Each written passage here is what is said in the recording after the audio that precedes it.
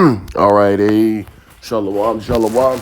Before I begin this lesson, I want to give all praises to Yahweh, Bahashem, Yahweh Shai, Bahashem, Rakah, Kodash. Double honors to my elders and apostles at Great Millstone who still rule well and who have taught me this truth. Right? Peace and salutations to the elect out there, scattered wherever you may be. All right, may Yahweh Bashem Yashai bless you and your household, and may you also continue to endure. All right, shalom to you, Akim, on the highways and byways, week in and week out, doing this work as Yahweh Bashem Yahushai commanded us to do. May you also continue to endure, and may Yahweh Bashem Yashai be with you and your household. All right, and shalom to you, Israelite foreigners, all right, scattered on all four corners of this earth, all right, who don't look like your regular Israelites, but your bloodline and your seed line and your loins go back to you being from Father Abraham, Father Isaac, and Father Jacob, right? Shalom to you, all right? It's your brother Debakia from the Sons of Yasharallah, GMS Colorado Springs Camp, coming to you again with another live lesson, and I pray that you were edified, because that's what this is about, edification and exhortation, all right? And today will be a continuation of part 1 that I've done earlier, a few days ago, to the book of James, chapter 1, and we'll just be going in, all right, and breaking this book down. This will be part 2, okay? So this is in the NLT, all right, because I was cut off from my last lesson, but I have a little more storage now, especially when I do these phone screen recordings. All right, let's go ahead and start at James chapter 1 and verse 1. Greetings from James, who is the blood brother of Yahweh Shai, right? James chapter 1 and verse 1.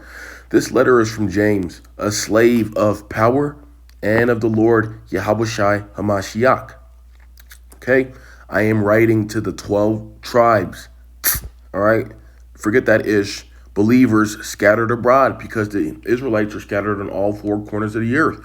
In that day, you're going to have Israelites that are being delivered that look like Moabites, right? That look like Asians, that look like so-called Africans, Hawaiians, etc.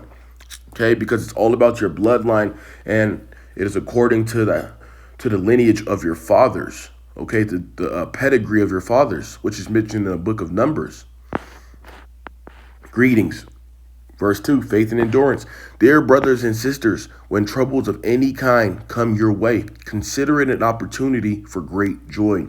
Okay, because when you're in this truth, you're going to be tested daily, every afternoon, every evening, and nightly.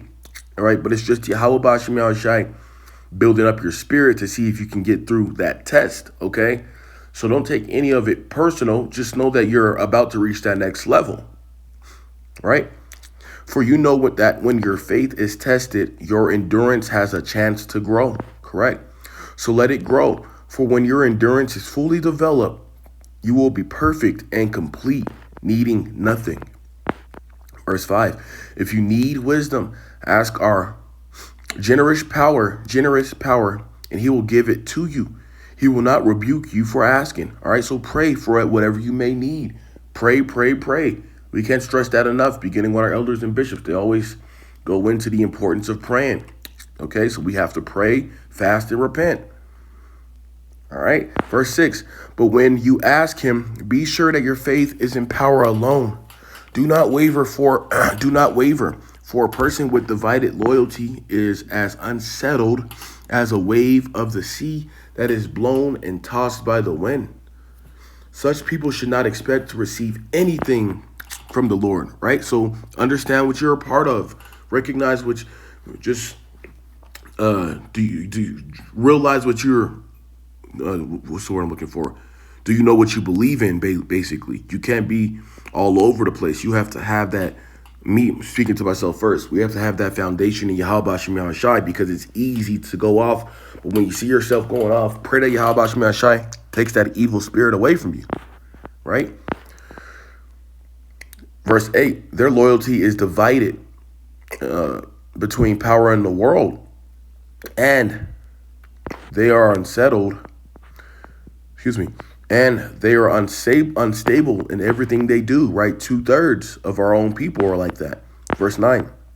Believers who are poor have something to boast about, for power has honored them, right? And who are the poor in this world right now? So-called blacks, Hispanics, and Native Americans, man.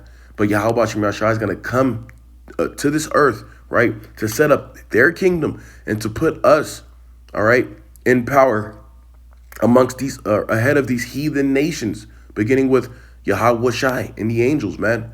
So that's something that we have to look forward to, because these Edomites, these so-called white people, right, these heathens, they don't need to be saved.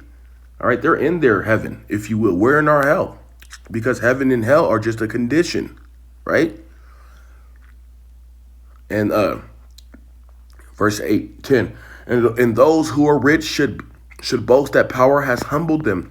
They will fade away like a little flower in the field, right? You Edomites, you elite bankers, starting with you elite bankers, yeah. You Rothschilds, you Oppenheimers, you Gettys, you Rockefellers.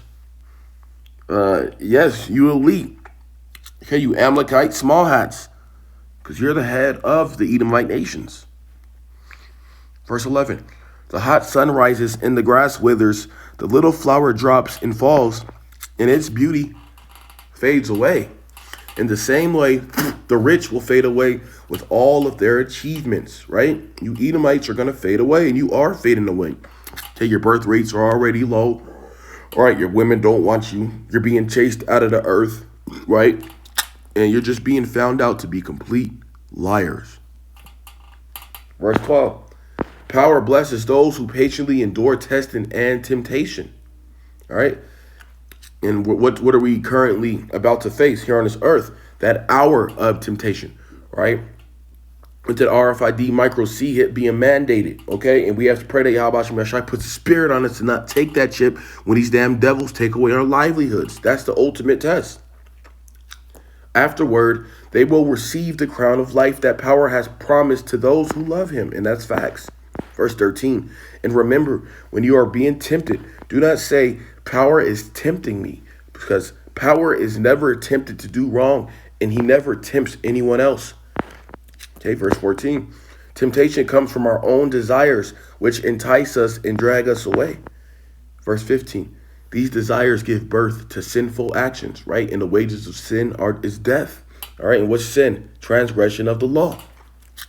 And when sin is allowed to grow, it gives birth to death. Got to screenshot that. All right, because the wages of sin are death. You keep sinning, you're going to die. Straight up. Verse 16. So don't be misled, my dear brothers and sisters. Whatever is good and perfect is a gift coming down to us from power our Father, who created all the lights in the heavens. He never changes or casts a shifting shadow. He chose to give birth to us by giving us his true nature, his true word, and we, out of all creation, became his prized possession, right? The hopeful light, listening and doing. James chapter 1 and verse 19. Understand this, my dear brothers and sisters. You must all be quick to listen, slow to speak, and slow to get angry. Okay, because if you get angry and you're in his truth, you have an effeminate spirit on you, all right? There's going to be constantly things in the world that get us angry, but come on, man. We have to have more integrity, more mindfulness than that. All right, anger is a low level. That's just being on a low level. Excuse me. Verse 20, human anger does not produce the righteousness power desires. So get rid of all filth and evil in your lives and humbly accept the word power has planted in your hearts, for it has the power to save your souls. This truth is saving our souls. Verse 22, but don't just listen to power's word. You must do what it says. Otherwise, you are only fooling yourself. Okay, to you lazy men out there not doing the work. All right, you've been in this truth for a hot minute and you're still not doing anything for this ministry. All right, you're a hypocrite. Verse 23, for if you listen to the word and don't obey it, if you listen to the word and don't obey, it is like glancing at your face in a mirror. You see yourself walk away and forget what you look like. But if you look carefully into the perfect law that sets you free, and if you do what it says and don't forget what you heard, then power will bless you for doing it. All right? A few more verses. If you claim to be religious but don't control your tongue, you are fooling yourself and your religion is worthless. All right. Pure and genuine religion in the sight of power. The Father means caring for orphans, right? The Jake's out there and widows in their distress and refusing to let the world corrupt you. All right. James chapter 1 is a very self-explanatory chapter. But nonetheless, I pray that you were edified by this, and I pray that you were exhorted. Okay, I'm going to close out part 2 of this, of my series by saying Barak the Yahweh, Barak the Yahweh Shai, Barak the Yahweh, Barak the Yahweh Shai, Call Hello Yahweh, Bahashem Yahweh Shai, Bahashem Rakak Wadash, Shalom.